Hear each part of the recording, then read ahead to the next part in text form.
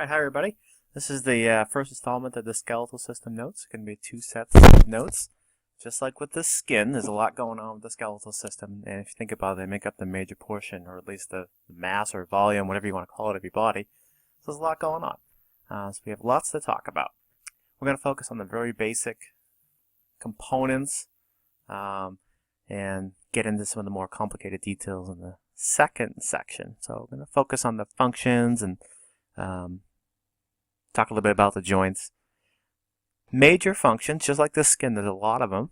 The almost obvious one with the bones is, give structure to your body. Holds up your muscles. Makes sense. If you didn't have bones, you'd basically be a worm. Half your weight is about muscle, so if you take away those bones, you still have your muscle, and you'd be like a worm wiggling on the floor. A worm has to push off against its environment to move. So with or having our bones, if you look at function number 3, it's leverage. It allows our muscles to push off of something. So our skeletal muscles push off the bones to help move the body. So we got leverage. So we get support, helps us move around, and obviously some of our bones for protection, like in our skull and our ribs. Our vertebrae surround our spinal cord.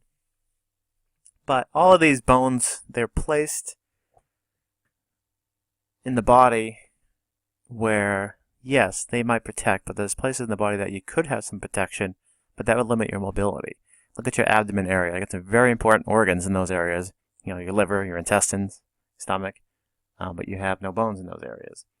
Protecting those vital organs. Look at your kidneys. They're very exposed on the side. You need your kidneys to survive, obviously. So, these placement of these bones in some of these areas are they are a compromise between movement and protection. So the bones we do have in our ribs and our skull, they are there because they do not get in the way of the types of movement that humans have evolved. So we got 4 and 5 functions. We got storage of minerals, and particularly the mineral we talk about is calcium, but it also stores phosphorus. And strangely enough, your bones actually store fat, which is weird, but it's a type of bone marrow that's stored inside some of your long bones. But mostly, most important is storage of calcium. We'll talk more about that later on. And interestingly enough, part of your cardiovascular system, or a major component of your cardiovascular system, your red blood cells, are made inside bone that has red bone marrow. And your immune system has cells that are made in the bone marrow. Not all of them, but pretty interesting. So red and white blood cells are created in the red bone marrow. Your white blood cells form here and red blood cells form here. So we have a couple of the body systems. And your book talks about the bone marrow in many different places. So we'll spend a little bit of time talking about those in a little more detail later on. All right. So we got 2 types of bone. So it's a basic overview. You are going to have to learn the bone names. But if you were to look in your book and you would see the vast amount of bones that are in your body, we're just going to learn the major groups. All right. The ones that you come across in your life. If you're going to go be a medical doctor, that's a whole different story. But the vast majority of you are not. So we're going to give a basic knowledge. Even if you're a nurse, you don't really deal with the bone names too often, except for the major ones. So we'll focus on that. But here we have the 2 different types of bone tissue. We got compact and spongy bone. Spongy bone is not soft. I'll say that like 5 more times. Spongy bone is not soft. It just looks like it has the texture of a sponge. And it has that texture of a sponge, which basically has holes in it. And the spongy bone does have holes in it. There are spaces filled with red bone marrow. So compact bone is very, very dense. It's smooth in nature, and it's extremely strong. So compact bone is holding up the vast majority of your body weight. The spongy bone is also strong. Its structure is very different, so it's not as strong as compact bone, but it is and does look like scaffolding that might hold up a person working on a building, scaffolding that might hold up a bridge. So it is pretty tough. So it's not weak in any shape or form. So we got 4 types of bone shapes: long bones, short bones, flat bones, and then we have irregular bones, which has a lot of different bones in it, because most of your bones in your body are kind of weird looking. The vast majority of them. More on that, I'm going to show you some pictures. So here's a picture. It looks like, I'm not sure what animal this is from, but it looks like a tibia from looking at the bottom of it. And the tibia is a shin bone. So you'd have various bones that would lead into your foot. But you can clearly see the compact bone right here and right here. And you can clearly see the spongy bone. So you see this open space. This would be where the yellow bone marrow would be. And this is where the red bone marrow will be inside of these spaces. So stuff is strong. I don't have any examples for you for class right at the moment. I wish I did, but when you feel this stuff, you can feel it's hard. So it's bone-like. And here is your femur bone. This is the part that goes into the hip socket. You can see you have also the spongy bone in here, and you can see the ends, and then you have some yellow bone marrow. You can see the compact bone here, and you can see a little bit of the compact bone on the edges. So it's weird how evolution made this be a place where red and white bone marrow would exist and make those blood cells. I don't know if anybody really knows why that happens. There's probably a few PhD type people out there that have actually asked this question. But there's a lot of stuff in our body we have questions, and other animals' bodies like, why does this happen this way? There's good reasons for it. It's just sometimes it's hard to figure it out. Not many people know a lot of these reasons. Here's pictures of some bones. You got flat bones. This would be a picture bone in your skull, and you have flat bones in your ribs. You got short bones in your hands, wrist, feet. This would be a long bone. This is your femur bone, so the bones of your arms and legs. And you have lots of irregular bones. This is one of your vertebrae, and this is where the spinal cord would go in the middle. Your pelvic bone is kind of weird shaped. There's reasons why, they are shaped this way. Some of them have to do with evolution. Some of them have meaning like we used these structures differently in the past, and the structure, part of the, they're called vestigial organs. Part of those structures still exist because they're in our genes. They have been taken away, just like our hair and nails. Other reasons why the structure's there is that they hold ligaments or tendons or both to the bone, or the structures are there for strength. Here's a close-up of some spongy bone. Again, it is not soft like a sponge.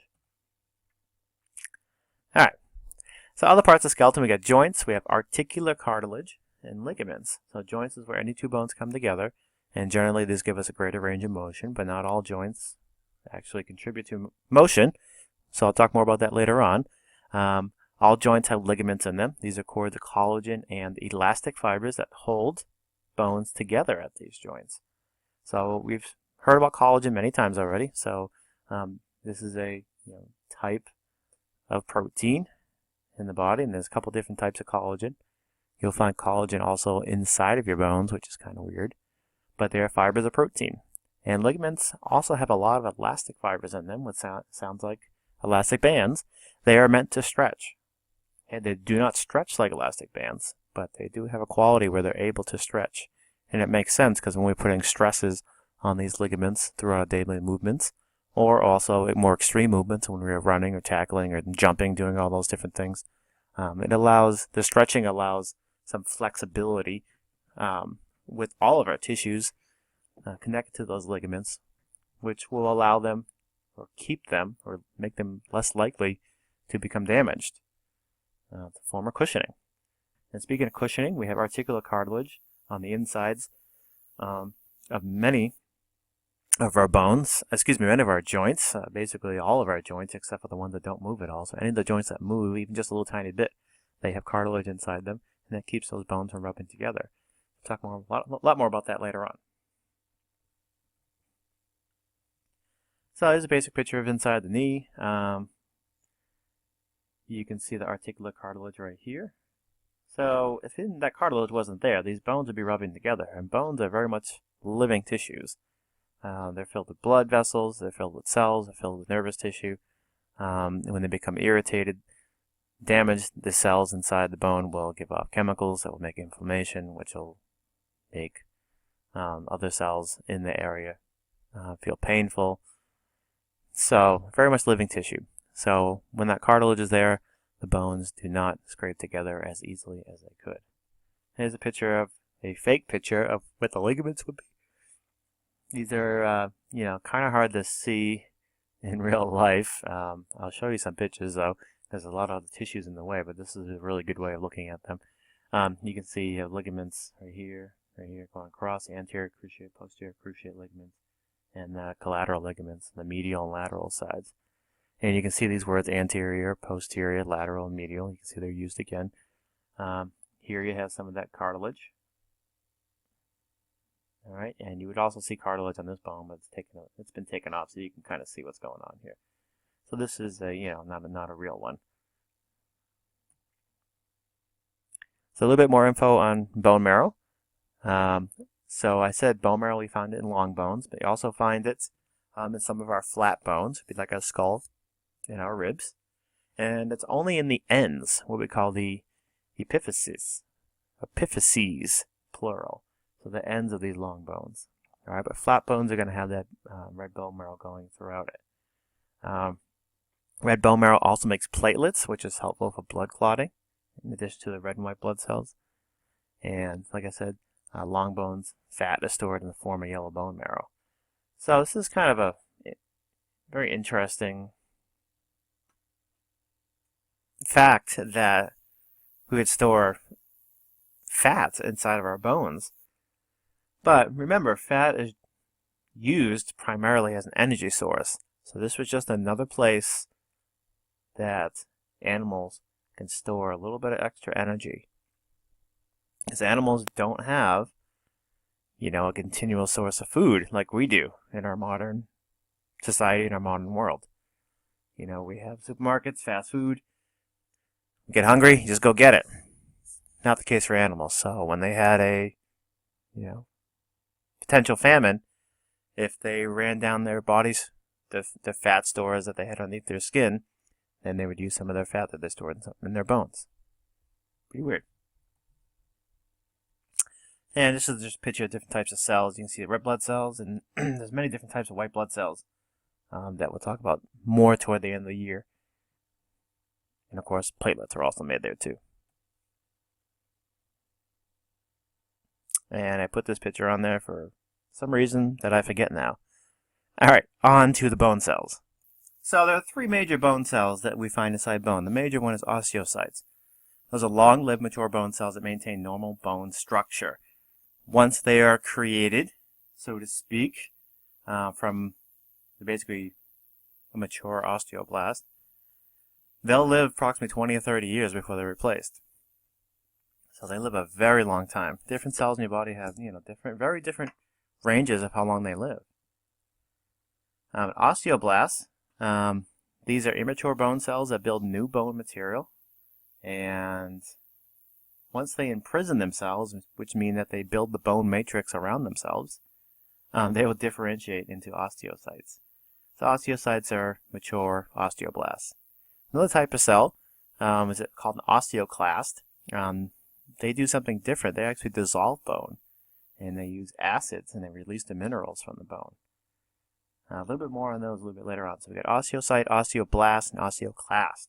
And a good way to remember this is the letter B in blast.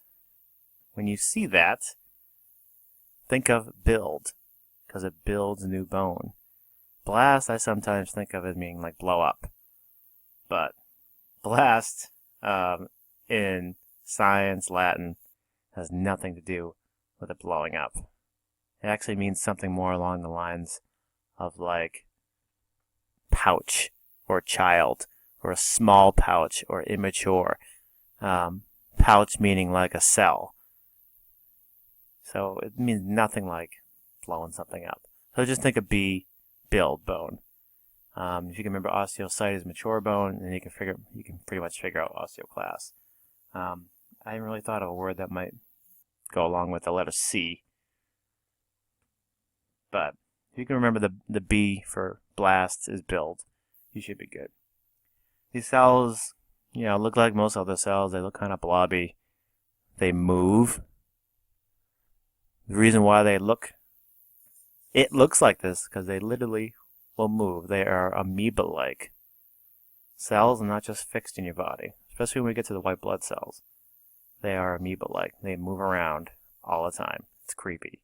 Literally, billions of them moving around right now in your body, and you can't feel it. This is an osteoclast, very similar looking. This is really cool because you can see this osteoclast that dissolves in bone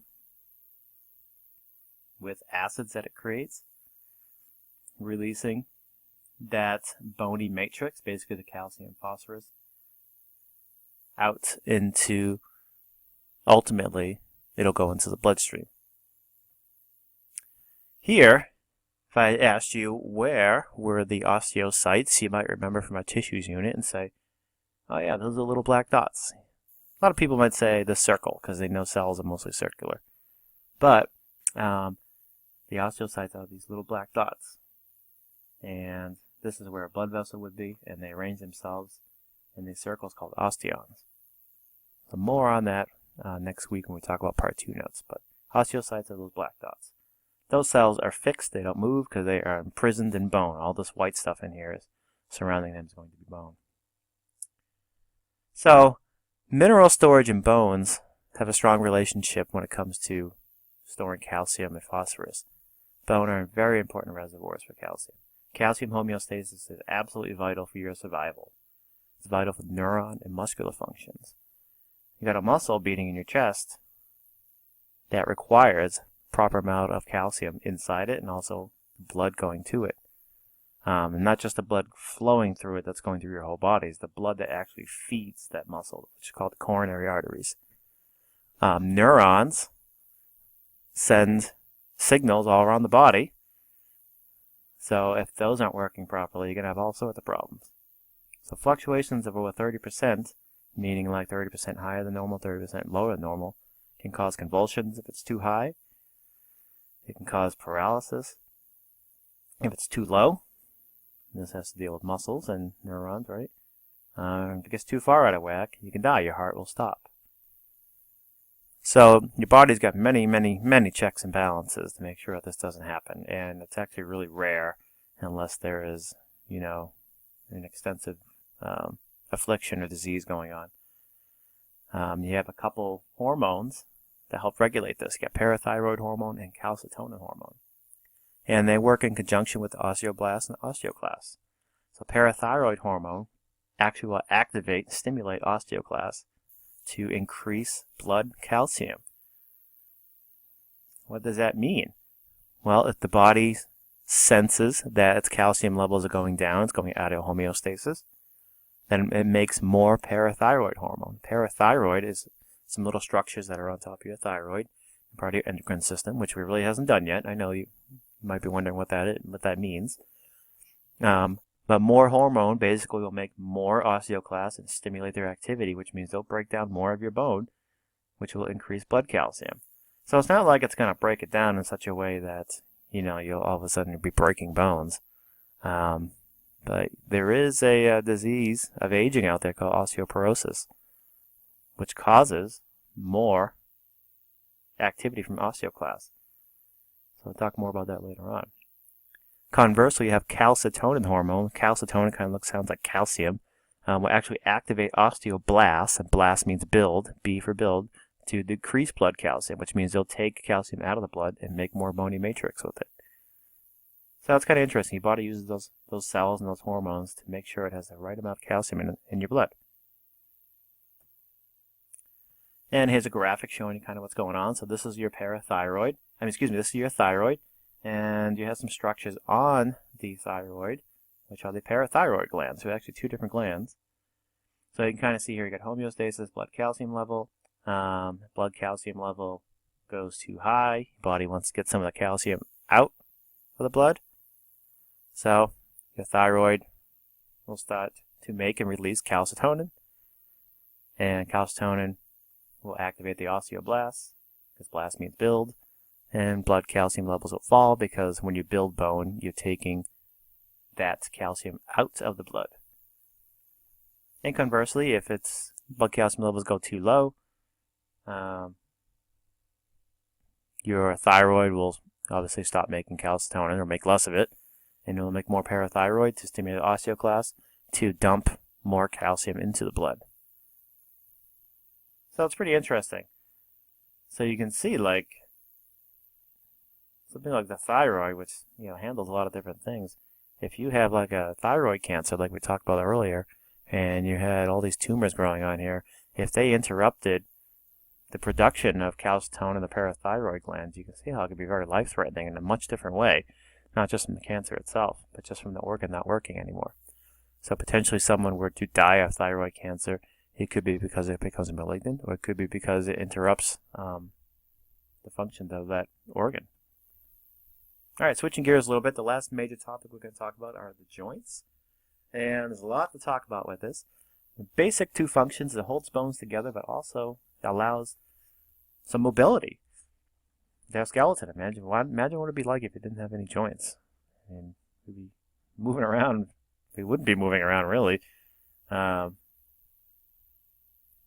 All joints have a compromise between strength and mobility. So if a joint wants to be strong, it can't move much or at all. If it wants to be mobile, it can't be that strong. That's why we have a lot of injuries that go along with our very mobile joints in our hips and our elbows and our knees and in our shoulders particularly. So joints fall into three classifications: fibrous, cartilaginous, and synovial joints. So the first two have some connective tissue that's restricting their movement. And really with fibrous joints, they have no movement at all. They're held together by protein fibers. An example is found in the skull that hold the different bones of your skull together. Now, if you look in your book, there's a bunch of other different examples of joints. So I'm giving you the major overview of them. There's a lot of oddball joints in your body. So I'm giving you the ones that you might hear about the most. Cartilaginous joints, they're typically found in the ribs and in your vertebrae. Not all your vertebrae, but most of your vertebrae. They'll move a little bit. So your spine, which is your vertebrae bones, are able to move a little bit. They flex. All right, so they have some cartilage in between them, and I should basically say, that's all they have in between those. The two bones, that's all cartilage, and they'll move a little bit, and they'll have some ligaments that hold them, and there'll be some flexing that can happen. The ones that move the most are the synovial joints, a very wide range of motion, typically found at the ends of long bones, covered by articular cartilage. That's like the typical synovial joint, but as we'll see, there's a bunch of other different types of synovial joints around the body. So these would be like the ones, in your knee, in your elbow, hips, and shoulders. Synovial joints are all enclosed by a joint capsule. It's filled with a lubricating fluid called synovial fluid, and this stuff is actually more slippery than Teflon. It's one of the most slippery things they found in nature. And it's slippery because it keeps those bones, like I said before, from rubbing together. In some of your major joints, you also have these things called menisci, or meniscus. These are fibrocartilage pads, which basically fibrocartilage, it's a tougher type of cartilage. It's got more collagen fiber in it than water. Now, they're present in some joints for additional shock absorption, so like in your knee. So there's a lot of open space in your knee depending on where your knee is flexing at the moment. So these pads are in there, and they help fill in some of those open spaces so the joint doesn't move around too much. It also absorbs some of the extra shock from things like running and walking and jumping. You also have some synovial sacs called bursae. So they're also common in some joints like your knee. They help to reduce friction between tissues outside the joint capsule. So if you have like a muscle and a ligament that are in a place where they will rub together. So evolution has given us a bursae sac, so they don't have too much friction and do not wear away or become damaged. Pretty cool. So there's a picture of your knee joint, and you can see again the articular cartilage like I mentioned earlier, and you can see there's a joint cavity that you can see the connective tissue right here that is holding that cavity together, and there'll be synovial fluid that is inside, and there'll also be ligaments, and obviously there'll be some tendons that are holding the muscles to different bones. You can see here there's a bursa sac, so you get bursa sacs over here, over here, over here, so they're all over the place. They don't have to be exactly where the joint is. So there's a lot of movement going on here, a lot of tissue that are rubbing together. So these little sacs can obviously become irritated if something was damaged. So this is where you would have fluid buildup. If you ever heard of like fluid in the joints, this is a common occurrence with some of when portions of the knee can become damaged. Got many different kinds of synovial joints: gliding joints, hinge joint, pivot joint, ellipsoidal joint, saddle joint, ball and socket joint. These are all synovial joints, so these are the big ones. If you look through them, you'll see that some of them move a lot and some of them don't move that much. So I've given you a basic example where you can find them, and a little bit about the type of movement. So the gliding joints don't move very much. So I already said they're in your vertebrae. But you also have some in your hands and feet. I mean, you have a lot of bones in your hands and feet. I know we haven't done those yet, but they don't move too much. But they have a little bit of flexibility. Then you have other bones that will move even more. You have ellipsoidal joints, where they have two-plane movement. Basically means you can go in two different directions. And sometimes those directions don't go very far, but at least you can move them a little bit. So these would be in your wrist. These would be in your lower finger bones. You have, joints like the saddle joint, which is in your thumb, which you can do a lot. If you twiddle your thumbs, you can kind of see that. So you got angular motion, not quite 100% rotational movement. Okay, but you have an almost complete angular motion.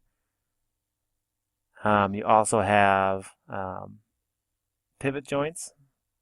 So you have your neck and your lower arm. This would be if you put your hand underneath your elbow and you took your other hand and you twisted it or twirled it.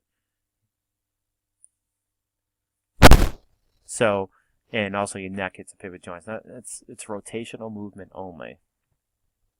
And then you have the other two joints, like the hinge joint, the ball and socket joint, which can move quite a bit. But the hinge joint's only got one plane of movement. It's basically only going in one direction. It's your elbow, your knee, and portions of your fingers. The ball and socket joint is the one that really has the most movement. It's got all different types of movement. These are your shoulder and your hip.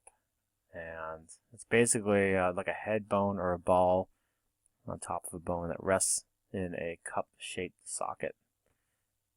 Got some basic pictures here. I don't know how helpful these are. You can definitely see the ball and socket joint. I kind of like the little mechanical representations and the arrows kind of tell you.